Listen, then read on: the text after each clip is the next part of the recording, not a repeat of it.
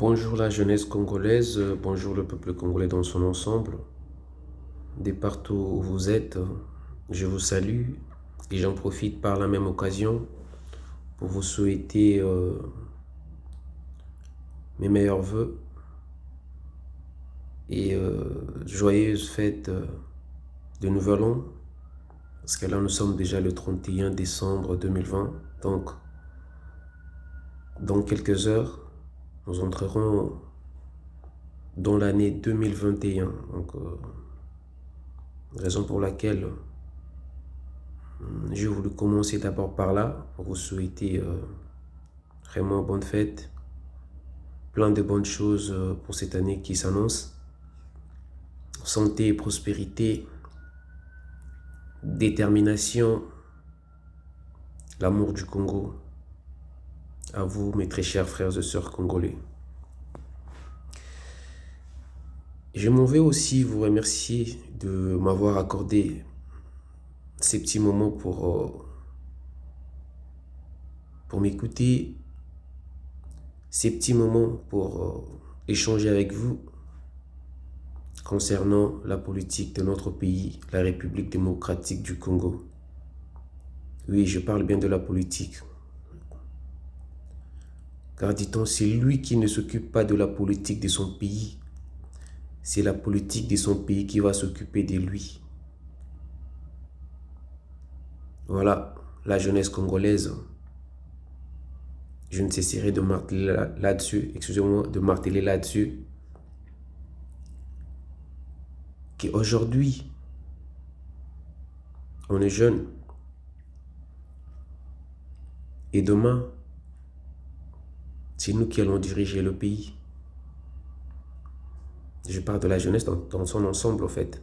Tu as 18 ans, tu as 19 ans, 20 ans, jusqu'au-dessus.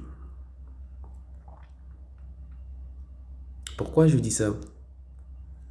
Parce que j'ai vite compris que la République démocratique du Congo regorge des hommes très intelligents, des jeunes très intelligents, qui peuvent faire décoller notre pays, qui peuvent faire émerger ces beaux pays, la République démocratique du Congo. Mais fort malheureusement, la jeunesse congolaise ne veut pas avoir l'œil et prêter son oreille à la politique de notre pays.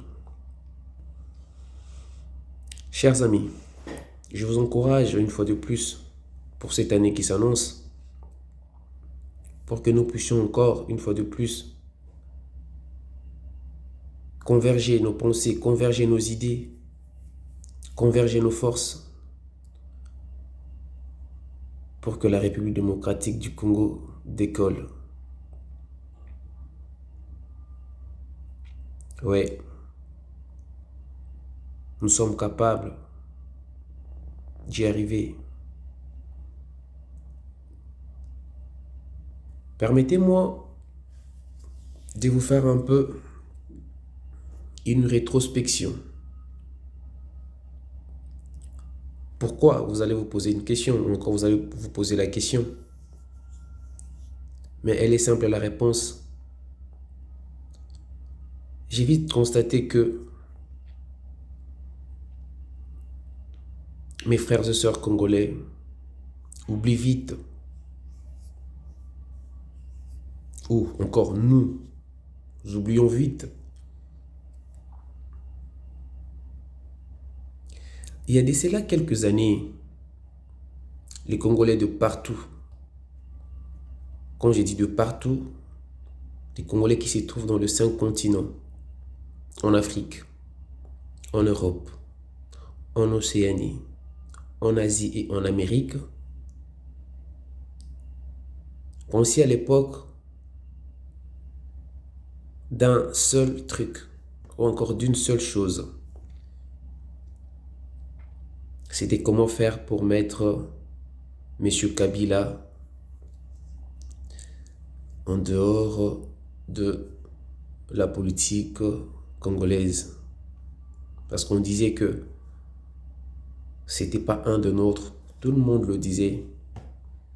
On disait qu'on était infiltré, on disait que le pays était dirigé par des étrangers, tout ça là. Et nous avions tous, ensemble, un seul objectif, c'était de mettre M. Kabila en dehors de la présidence de la République. Chers amis, le combat a été amorcé, ce qui a fait en sorte que, après quelques mois de dialogue, quelques mois de partage entre Congolais, nous sommes aboutis plutôt à un accord ou encore à une coalition qu'on a appelée la Mouka, qui signifie en français « réveille-toi »,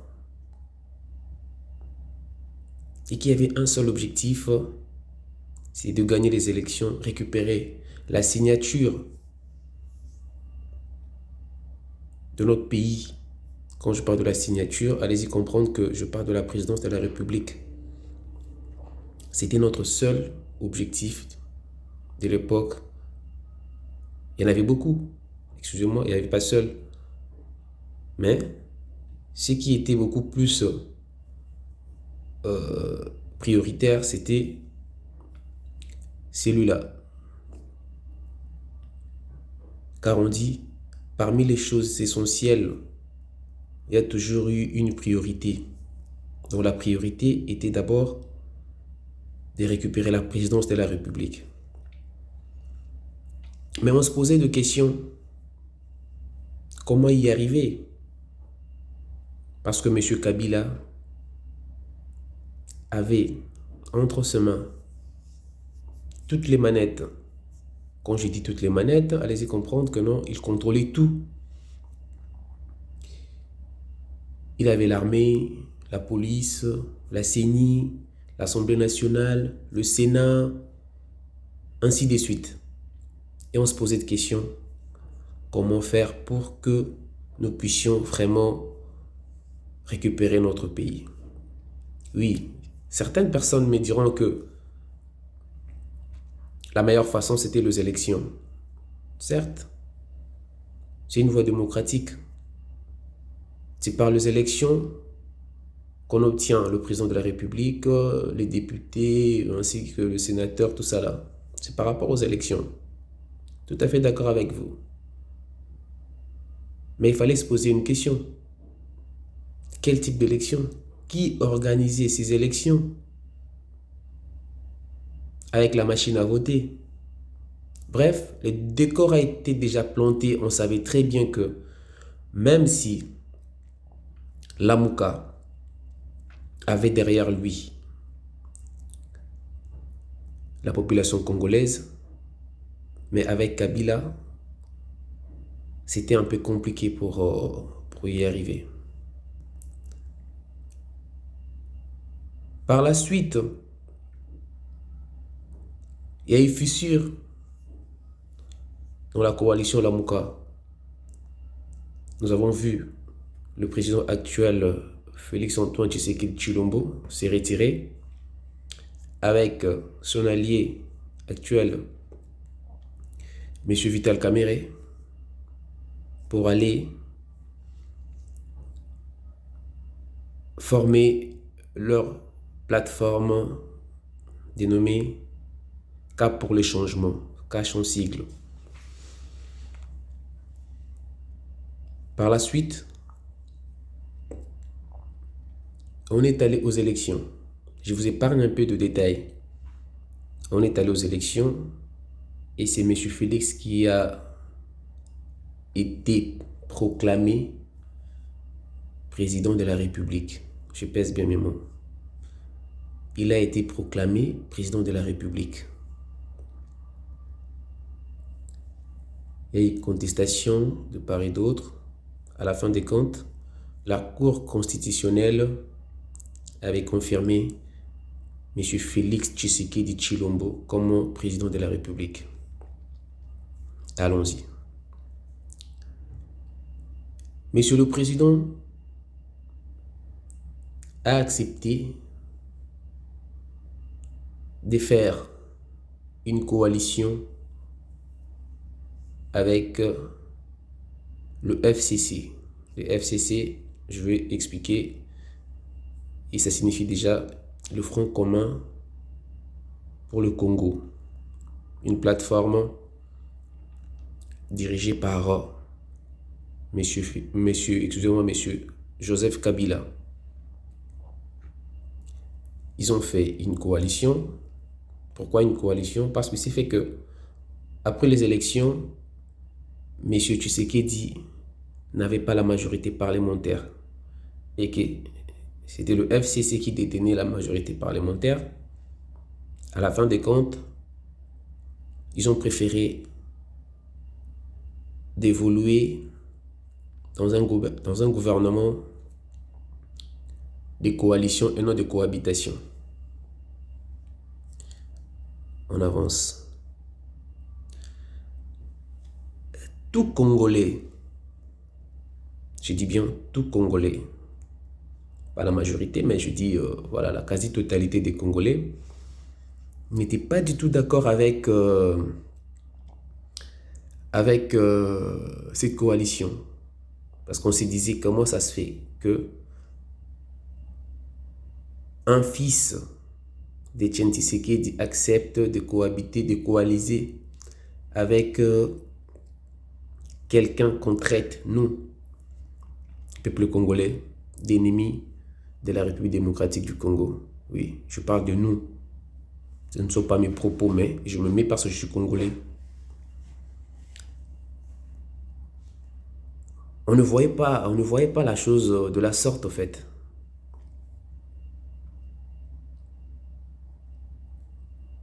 D'un côté, la Mouka n'arrêtait pas de tirer sur M. Félix Tshisekedi.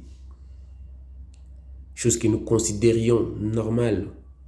Pourquoi? Parce que on ne voyait pas Félix Tshisekedi marcher ensemble avec les gens qui ont pillé le Congo. C'était comme si vous marchiez au même moment dans la lumière et dans le ténèbre. Et à l'époque, nous avons tous souhaité que cette coalition puisse se disloquer, voire même Martin Fayoulou,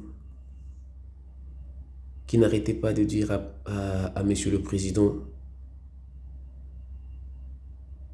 qu'il faut te détacher de ces gens-là. Oui, ce sont les propos de Monsieur Martin Fayoulou. Certes, tous les Congolais voulaient que cette coalition soit rompue, au fait. Avec le temps, nous avons constaté ce que nous avons constaté. Il y a eu des blocages par-ci, par-là. Le président de la République a été humilié. Il y a eu plein de trucs qui n'étaient plus en cachette. Ouais, c'était à l'œil nu. On manquait le président du respect dans des chaînes de télévision, tout ça là. On a connu ça. Mais notre objectif, avec beaucoup plus de diplomatie, c'était juste de récupérer notre pays, des un, des deux. C'était aussi de déboulonner le système Kabila pour notre pays, pour que nous voyions ensemble, entre nous le Congolais, qu'est-ce que nous devons faire pour que le Congo puisse avancer. Et voici, un jour arriva où le président de la République, Félix Antoine Tshisekedi Tshilombo, a bel et bien voulu, ou a bel et bien pris une décision après une très longue période de concertation avec le Congolais de tous bords pour que cette coalition soit rompue. Et c'était sa décision, que moi personnellement je respecte et j'apprécie aussi. Mais qu'est-ce que nous constatons après cela? Nos frères et sœurs de Lamuka, j'ai comme l'impression que l'homme politique congolais ne fait pas la politique pour l'intérêt de la population congolaise. L'homme politique congolais fait la politique pour ses propres intérêts. Oui, j'insiste bien, pour ses propres intérêts. Parce que je ne vois pas, moi, aujourd'hui, M. Fayoulou. Oui, nous avons besoin des opposants parce que dans tous les systèmes, dans tout le pays, c'est normal qu'il y ait des opposants. Mais moi, personnellement, je ne vois pas M. Fayoulou aujourd'hui, frère de l'église de M. Félix Antoine Tshisekedi, fils de Tshisekedi politiquement, un soldat du peuple, comme il a tendance à le dire. Tu ne vois pas ces messieurs tirer de balles à son frère. Allez-y comprendre, c'est juste une expression de balle. Ça me choque, en fait. Oui, nous avons récupéré le pouvoir, c'est-à-dire la présidence. Oui, l'Assemblée nationale a basculé. Les députés ont pris conscience. Oui, le président de la République a écouté le Congolais. Et il est conscient que dans les jours à venir, il doit y avoir de réformes constitutionnelles. Oui, c'était ça que M. Fayoulou demandait à notre cher président Félix Antoine Tshisekedi dans le mémo qu'il avait rédigé. Le plan, en fait, le plan de la sortie des crises. Je me pose des questions. Monsieur Fayoulou, pourquoi tu ne rejoins pas ton frère pour qu'ensemble nous puissions faire décoller notre pays? Ça te sert à quoi, monsieur Fayoulou, de rester faire genre des discours, excusez-moi le terme, haineux? Parce que moi, personnellement, j'ai suivi les discours en question. D'ailleurs, de un, je n'ai pas vu un truc nouveau que tu nous as dit, que tu nous as parlé. Tu as parlé de l'agression ou encore au fait de l'insécurité à l'est du Congo. Ça date de combien d'années? Mais ton frère qui est là, il se bat bec et ongle pour que le Congo retrouve la paix. Tu peux aussi les soutenir. Des deux. Tu parles, ce qui m'a étonné en fait. Tu as dit aux Congolais que c'est que M. Félix, bien que je ne veux pas répondre vraiment à tes mots, mais selon ma compréhension, que M. Félix Tshisekedi, jusqu'à ce jour, ne s'est pas encore détaché du FCC. Et que tu as bien dit, l'expression que j'ai captée, c'était juste de la théâtralisation au niveau de la gouvernance, en fait. Pourquoi vous êtes si... excusez-moi le terme. Pourquoi vous êtes si méchant jusqu'à ces niveaux-là?